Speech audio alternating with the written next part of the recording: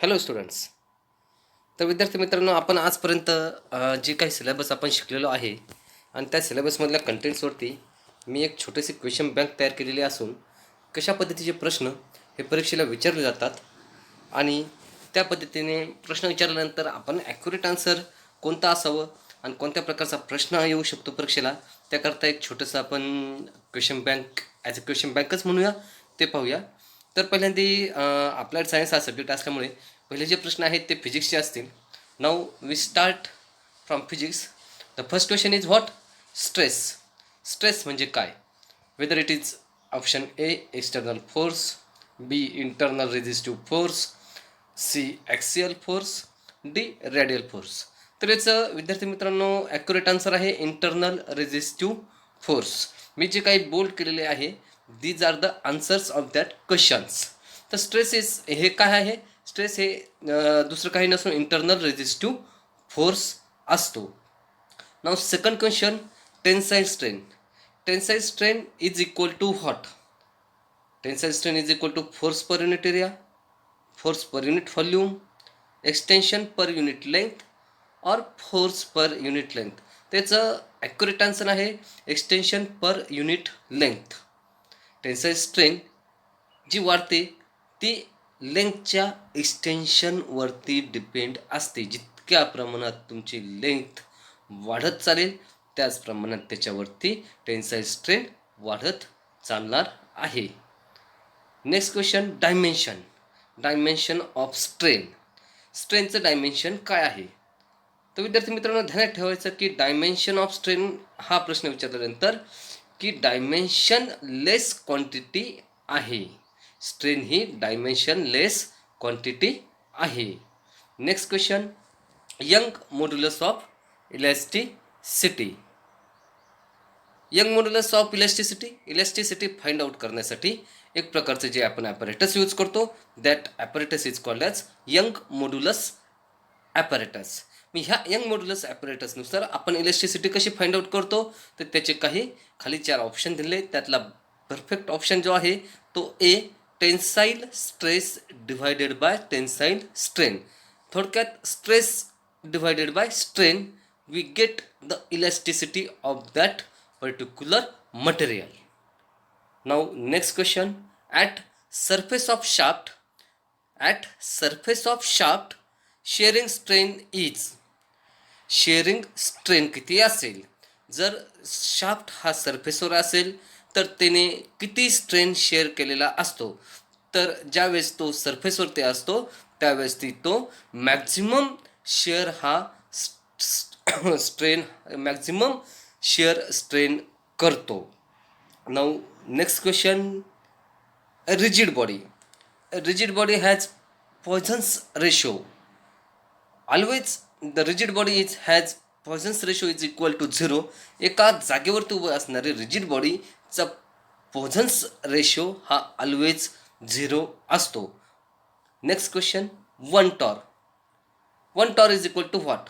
One torr is equal to nothing but all of you know one torr is equal to 1 mm Hg. Hg mercury, 1 mm mercury. Now next question is what? The definition of acceleration. If you know the definition of acceleration you can easily solve this question. What is the definition? The rate of change of velocity is called as acceleration. ज्या प्रमाणात तुम्ही velocity change करताल त्या प्रमाणात त्याचं acceleration सुद्धा change होत असतं because the acceleration is depend on velocity. Now next question, action and reaction. Act on. Action reaction, all of you no action reaction हे कशावरती डिपेंड आहे? ऑलवेज ॲक्शन आणि रिॲक्शन ही डिफरंटच असणार आहे. तुम्ही ज्या पद्धतीने ॲक्ट झाला त्याच पद्धतीने त्याच्यावरती जी रिॲक्शन येणार आहे ती सारखी असणार नाही. They are always different. Now next question is what? The simple question, SI unit of momentum. ह्या प्रकारचे हे प्रश्न विचारले जातात. SI युनिट सांगा, मोमेंटमचं सांगा, CGS युनिट सांगा मोमेंटमचं. अशा प्रकारचे प्रश्न हे आपण ह्या क्वेश्चन बँकमध्ये इन्व्हॉल्व केलेले आहेत. आपल्याला जास्तीत जास्त आपण जे काही स्टडी शिकलेलो आहे त्यामधील सर्व पार्ट आपण पोर्शन कव्हर करण्याचा क्वेश्चन बँकमध्ये प्रयत्न केलेला आहे. तर what is the unit of momentum? द SI unit of momentum is kilogram metre per second. Next question, as same S I unit of power. पॉवरचं एस आय युनिट काय आहे? पॉवरचं एस आय युनिट तुम्हाला सर्वांना माहितीच आहे. पॉवरचं एस आय युनिट हे जूल असे आहे. Now also involve some numericals. You see the numericals if bulb uses energy. जर एक बल्ब किती एनर्जी यूज करतोय? 100 जूल एनर्जी यूज करतो. Energy is nothing but what? Power. पॉवरचं जे युनिट आहे ते जूल आहे. Suppose if bulb uses power of 100 joules and remains on for 25 second, power consume 25 second power consume bye bulb will be. जर एक bulb 100 joule 25 सेकंदात power use करतोय तर तो किती वॅटचा असावा? All of you know the formula. 100 joule is divided by 25. You will get the answer. The answer is what? 4 watt. Watt काढण्यासाठी आपण एनर्जी डिवायडेड बाय पॉवर ह्या पद्धतीचा फॉर्म्युला यूज करतो. Now next question, capacity. Capacity to do work. Capacity to do work is called as what? एखादं काम करण्यासाठी जी काही कॅपॅसिटी लागते त्या capacity to do work is called as energy. आपण त्याला त्याचं काय म्हणतो? एनर्जी असे म्हणतो. Now next question, one photon can eject how much electron? Photo electron. एक फोटॉन आपल्याला एकच फोटो इलेक्ट्रॉन इजेक्ट करतो. म्हणजे एका फोटॉनमधून एकच फोटो इलेक्ट्रॉन इजेक्ट होऊ शकतो. That's why the answer is 1. Now all of you know X-ray tube. X-ray tube काय आहे? एक्स-रे ट्यूबमध्ये काय काय असतं? That what's the question. X-ray tube contains anode, cathode, both A and B, and last none of this. The correct answer is what? Both A and B. X-ray ट्यूब्समध्ये anode आणि cathode हे दोन्ही असतात. Now next question, all of you know the best question they will ask always in exam. LDR use principle of what? LDR हा कोणत्या प्रिन्सिपलनुसार run होतो? It always run on photo conductivity. तो photo कंडक्टिव्हिटीवरती run होतो. Next question, a spring or rubber possesses. तुम्ही पाहताल spring आणि रबर या दोघांनाही इलॅस्टिसिटी असते. त्या दोघांमध्येही इलॅस्टिसिटी असते. रबर हे किती प्रमाणात ताणलं तर स्प्रिंग ही आपण किती प्रमाणातही ताणू शकतो. That's Y elasticity, potential energy. Energy always store in what? कोणत्याही प्रकारची एनर्जी असेल ही आपण कोणत्या माध्यमामध्ये सेव्ह होते? तर एनर्जी ऑलवेज पोटेन्शियल एनर्जी ह्या फॉर्ममध्ये स्टोअर होत असते. Now next question, water stored in dam possesses. जे काही धरणामध्ये पाणी साठा, जलाशय साठवलेला असतो त्याच्यामध्ये कोणत्या प्रकारची एनर्जी असते? All of you know in previous question we see the energy always stored in potential energy. तर जे पाणी धरणामध्ये साठवलेलं असेल, जो जलाशय असेल त्याच्यामध्ये सुद्धा कोणती एनर्जी असणार आहे? पोटेन्शियल एनर्जीच असणार आहे. तर त्याचा आन्सर सुद्धा काय आहे? Potential energy. Now next question is numerical. You know water tank 6 millimeter into 4 millimeter into 3 millimeter has its bottom is 6 millimeter above the ground.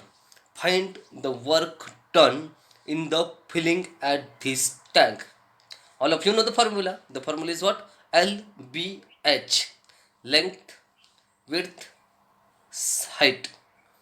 LBH 6 into 4 into 3 meters. 6 गुणिले 4 24, 24 गुणिले 3 72. What is the answer? 72 meter cube. Now next question. For finding out the kinetic energy in any material, what type of formula we have been used? The question is what? Formula for kinetic energy is 1/2 mv square. Now all of you know the each and every body is having some moment of inertia. That moment of inertia is depend on what? The next question is what? Inertia of body depend on of a body mass. कोणत्याही बॉडीचा moment of inertia हा त्याच्या बॉडीच्या मासवरती depend असतो, वस्तुमानावरती depend असतो. Now next question, all of you know the first thermodynamics law, energy cannot be created nor destroyed. Now we see all the questions related to physics. Now we see now next about chemistry मध्ये येणारे वेगवेगळे प्रश्न ते आता पाहूया आपण. पहिला प्रश्न आहे, naturally occurring substance present in earth crust is called as what. Naturally occurring substance, निसर्गामध्ये जशाच तशा परिस्थितीमध्ये आपल्याला जो काही मटेरियल सापडतं, जे काही सबस्टन्स सापडतात, त्या सबस्टन्सला आपण काय म्हणतो? त्या सबस्टन्सला आपण मिनरल असे म्हणतो.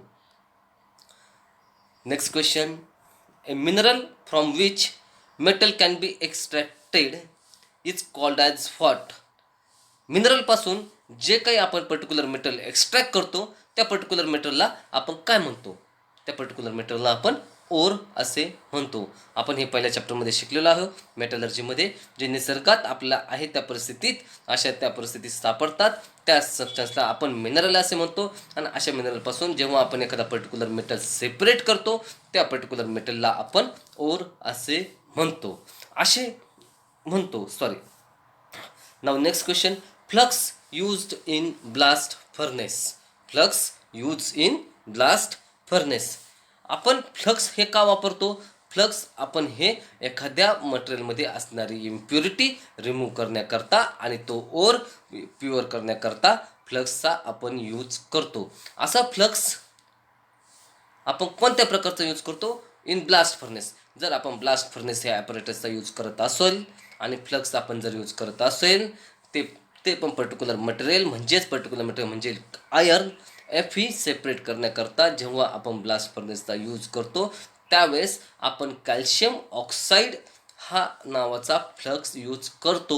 हे आपण मेटलर्जी ह्या चॅप्टरमध्ये पाहिलेलं आहे. नाव नेक्स्ट क्वेश्चन, रोस्टिंग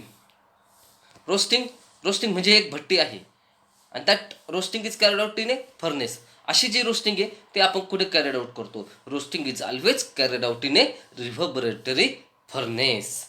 कोणत्या प्रकारच्या फर्नेसमध्ये आपण रोस्टिंग कॅरिड आउट करतो? Roasting is always carried out in reverberatory furnace. Now next question, copper matte. जे काही कॉपर मॅटे हे मटेरियल तयार होतं, त्याचा फॉर्म्युला काय आहे?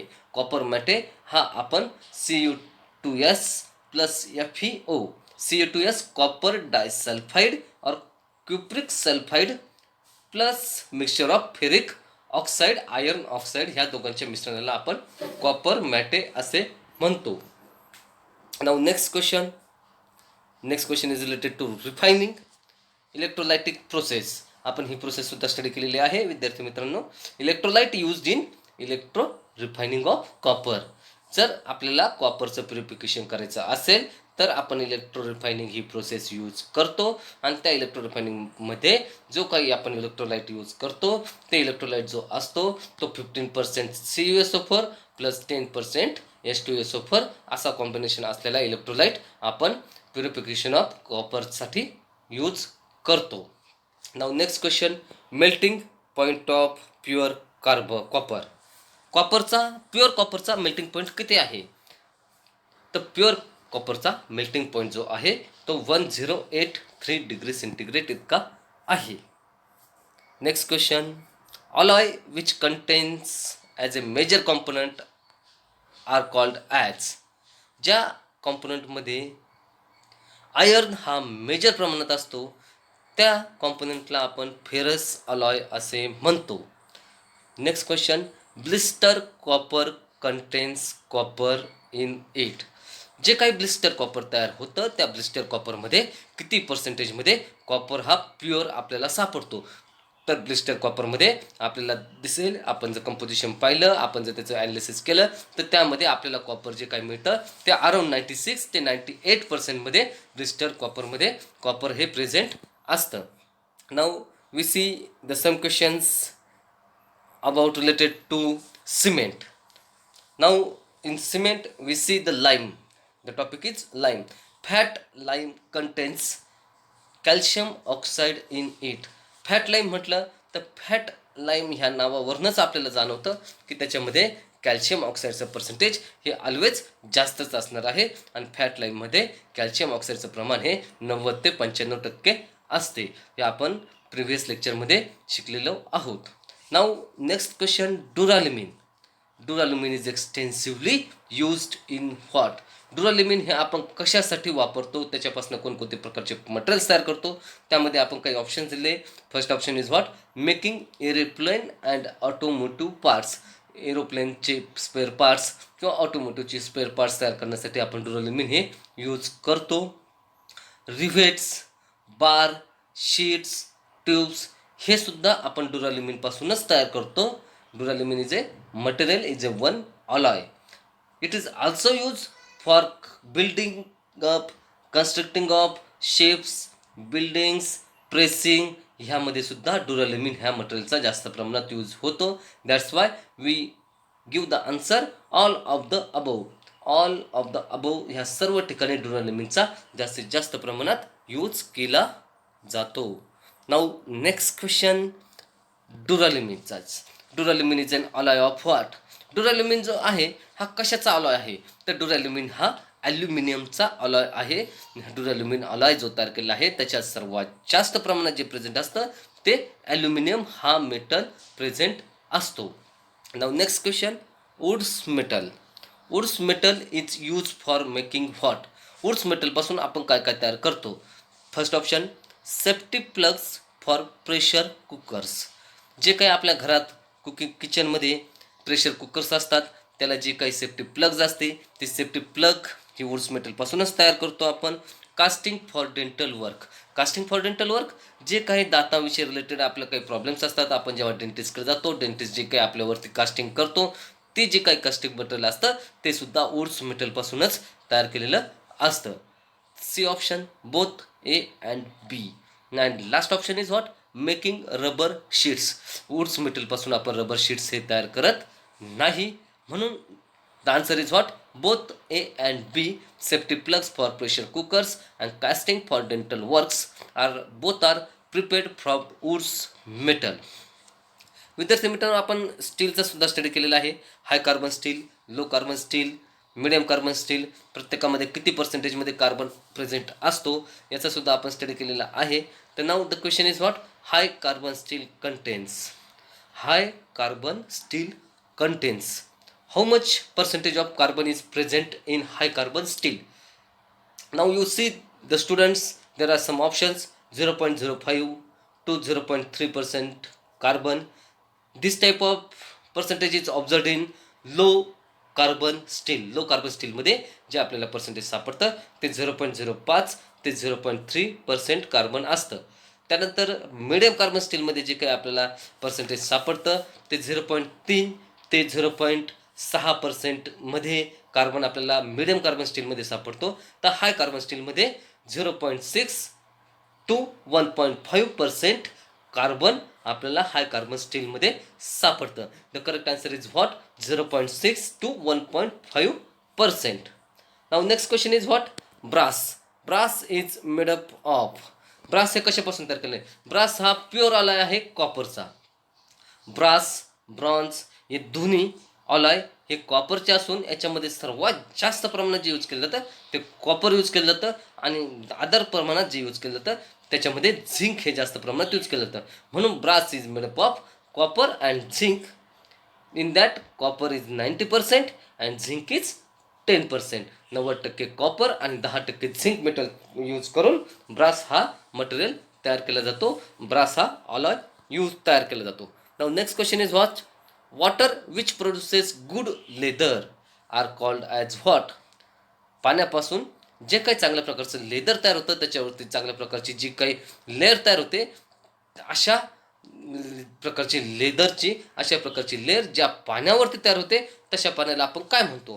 There are some options: soft water, hard water, lime water, none of this. ज्याच्यापासनं चांगल्या प्रकारची लेअर गुड लेदर तयार होते अशा प्रकारच्या वॉटरला आपण सॉफ्ट वॉटर असे म्हणतो. Which is use for drinking purpose. आपण जनरली सॉफ्ट वॉटर हे ड्रिंकिंग पर्पजसाठी वापरतो. Now next question which is related to hardness of water.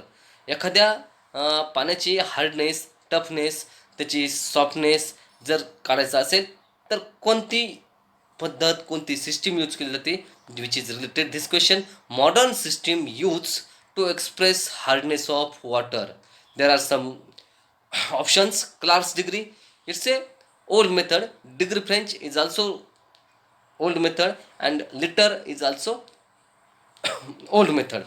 Now in modern system we use parts per million. तुम्ही जर पाहिले तर कोणत्याही गोष्टीचा पाण्याचा जर हार्डनेस आपल्याला चेक करायचा असेल तर आपल्याला तो आपण PPM मध्येच चेक करतो. PPM म्हणजेच काय, parts per million. Now next question. Caustic embrittlement occurs in boiler. Caustic embrittlement occurs in boiler. Sodium carbonate decomposes to form. Sodium carbonate decomposes to form. Caustic embrittlement होते, boiler असतात मोठमोठ्या बॉयलरमध्ये जे काही caustic embrittlement होते, म्हणजे बॉयलरमध्ये तर temperature जास्त असतं. टेम्परेचरमुळे काय होतं, त्याच्यामध्ये जे काही पाणी असतं त्या पाण्याची स्टीम तयार होते. स्टीम जनरेट होऊन पुढे पास होत असते. पुढे पास होत असताना त्याच्यामध्ये जे काही सॉल्ट्स असतात, मिनरल्स असतात, त्यांचं ते जे मिनरल्स असतात लाईक सोडियम कार्बोनेट हे जास्त प्रमाणात असतं. आणि ह्या सोडियम कार्बोनेटचं जेव्हा कॉस्टिक इम्ब्रिटलमेंट होतं त्याचं कन्व्हर्जन कशामध्ये होतं, तर त्याचं बेस्ट ऑप्शन आणि बेस्ट आन्सर आहे sodium carbonate is converted into sodium hydroxide. Why sodium hydroxide? कारण सोडियम कार्बोनेटची रिॲक्शन हे त्याच्यामध्ये प्रेझेंट असणाऱ्या वॉटर बरोबर होते आणि वॉटर बरोबर रिॲक्शन होऊन त्यातून कार्बन डायऑक्साईड बाहेर पडून सोडियम कार्बोनेटचं कन्व्हर्जन सोडियम हायड्रॉक्साईडमध्ये होते. असे आपण काही क्वेश्चन्स आतापर्यंत जे काही अभ्यास केला त्याचे क्वेश्चन्स, त्याचे आन्सर्स, त्याचं थोडंसं डिस्क्रिप्शन पाहिलेलं आहे विद्यार्थी मित्रांनो. नेक्स्ट लेक्चरला आपण नेक्स्ट चॅप्टर वळणार आहोत. Thank you very much.